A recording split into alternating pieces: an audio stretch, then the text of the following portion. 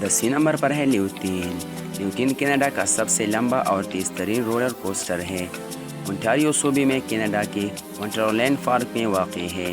لیوتین کی پہلی پہاڑی 306 فٹ لمبی ہے اور پہاڑی خطرہ کے بعد سواری زیادہ سے زیادہ 92 میل فی گھنٹہ کی رفتار تک پہنچ جائے گی۔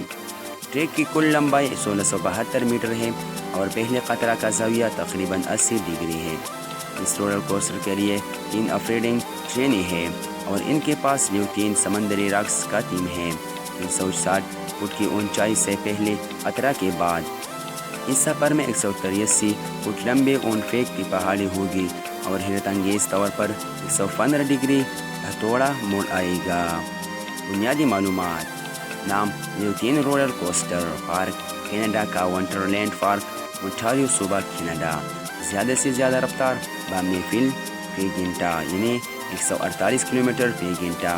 اونچائی 360 فٹ۔ سواری کا دورانیہ 6 منٹ اور 28 سیکنڈ۔